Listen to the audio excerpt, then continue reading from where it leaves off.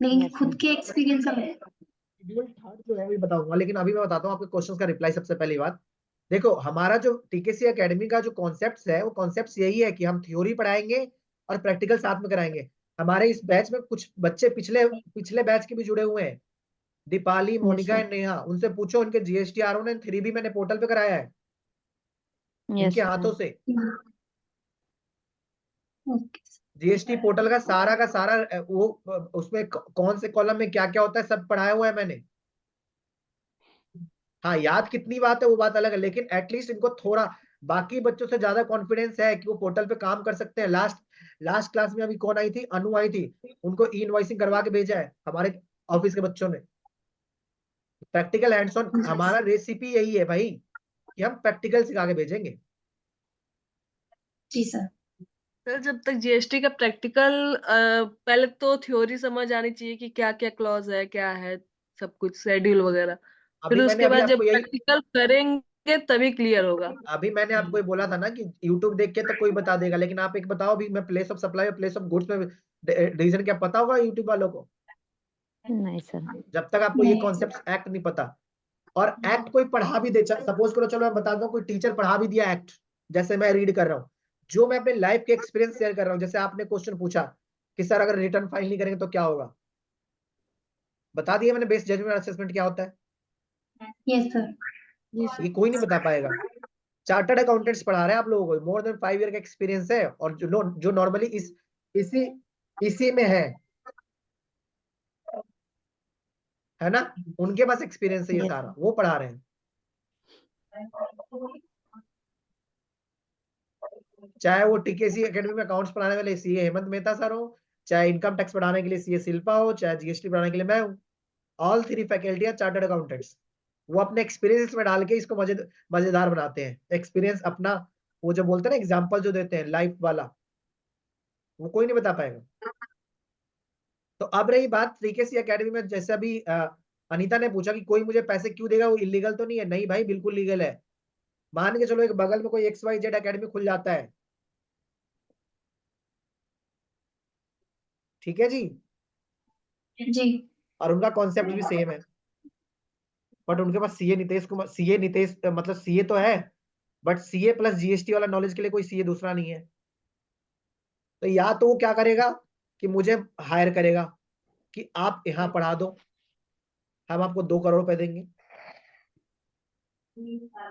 मैं बोलूंगा भाई मैं तुम्हारे यहाँ नहीं पढ़ा सकता। तो वो बोलेगा एक काम करो, हम 3 करोड़ रुपए देते हैं, आप यहाँ मत पढ़ाना। अगर यहाँ पे कोई फैकल्टी नहीं होगा तो ऑटोमेटिक ये डाउन हो जाएगा और ये अप हो जाएगा। Yes sir. समझ गए मेरी बात? सर ये तो ठीक है कॉन्सेप्ट, लेकिन सर इनवॉइस कैसे रेज करेगा वो नहीं पढ़ाने के? देखो, सबसे पहली बात तो ये सर्विस है, ये तो बोल दिया ना उन्होंने।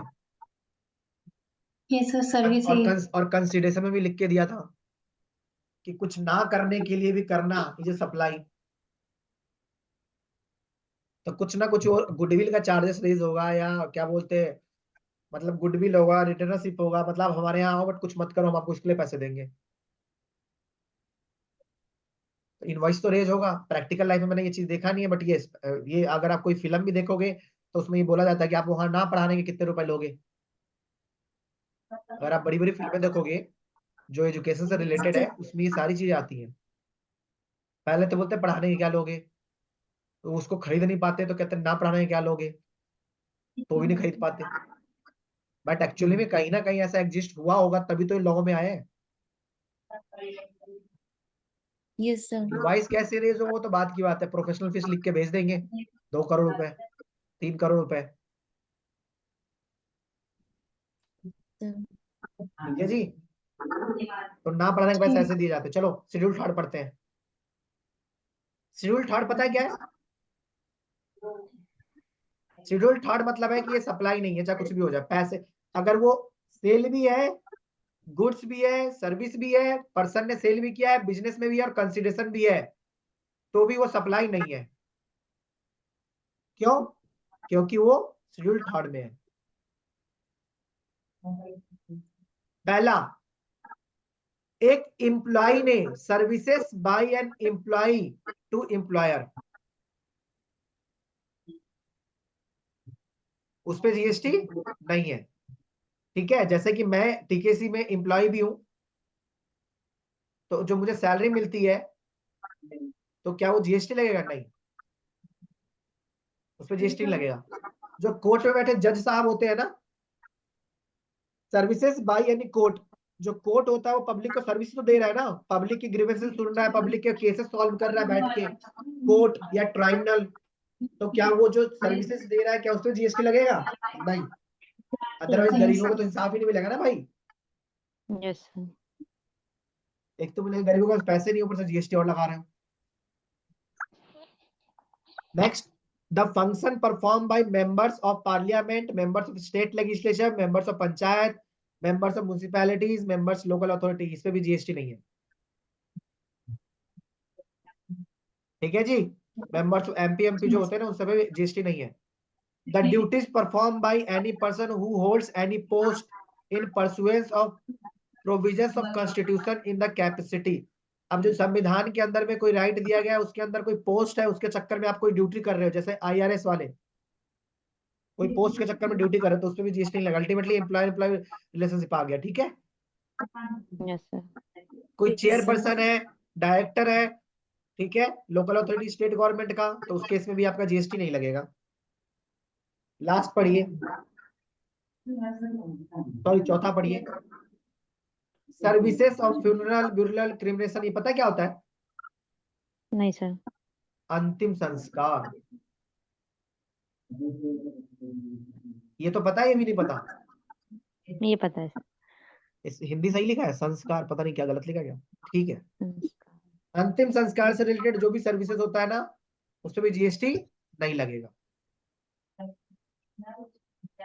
ठीक है जी, sale of land and sale of building पे भी जीएसटी नहीं लगेगा। देखो यहाँ पे उसने हटा दिया, सब्जेक्टेड टू क्लॉज 5B। अगर आपने किसी से 1 रुपया भी एडवांस ले लिया है, अगर 1 रुपया भी एडवांस ले लिया है तो उस पर जीएसटी लग जाएगा। ठीक है जी, yes sir. Sale of building पे नहीं है और सेल ऑफ लैंड पे नहीं है। Accident claim other than lottery batting and gambling, कौन बना है करोड़पति में 1 करोड़ रुपए जीत गया बंदा, क्या जीएसटी लगेगा? नहीं। नहीं। क्यों? क्योंकि वो हमारे लॉटरी वॉटरी से गैम्बलिंग और से जीता हुआ है, इसलिए उस पर जीएसटी नहीं लगेगा। Okay, next, supply of goods from place in the non taxable territory to another non taxable territory. भाई इंडिया के बाहर कोई सामान बेच रहे हो, इंडिया के बाहर, तो उस पर भी जीएसटी नहीं लगेगा। Supply of warehouse goods to any person before clearance of home consumption, ये वेयर हाउस पता है कौन सा वेयर हाउस है? जब हम, ये वाला कस्टम वाला वेयर हाउस है, जब आप इंडिया के बाहर से सामान लेकर के आते हो ना, तो हर एक कस्टम पोर्ट पर एक वेयर हाउस बना होता है। अगर उस वेयर हाउस से ही पहले के बाहर ही बेच दिया आपने, तो उस पर भी जीएसटी लगेगा। ठीक है जी, और नेक्स्ट आता है sir. Supply of goods by the consignee to any other person by endorsement of documents of title of goods after the goods have been dispatched from port of origin located outside India but before clearance of home consumption। कह रहा है क्या कि आपने एक, मतलब India के बाहर ही बेच दिया आपने, चाइना से सामान मंगाया था, इंडिया के टेरिटरी में आने से पहले किसी को अपना सामान बेच दिया, तो उसमें जीएसटी नहीं लगेगा। अल्टीमेटली वो इंडिया के बाहर हो गया ना। Yes sir. ठीक है, तो नहीं लगेगा। उसके बाद देखो, कोर्ट का मतलब क्या बताया है? High court, supreme court, district court सब होता है। ठीक है, ये डेफिनेशन दे रखा है। वेयर हाउस गुड्स का मतलब ही बता दिया, देखो यहाँ पे, वेयर हाउस गुड्स मतलब shall have the same meaning as assigned to the custom act. तो यहाँ तक कोई क्लास, यहाँ तक कोई डाउट है तो पूछ सकते हैं आप लोग फटाफट।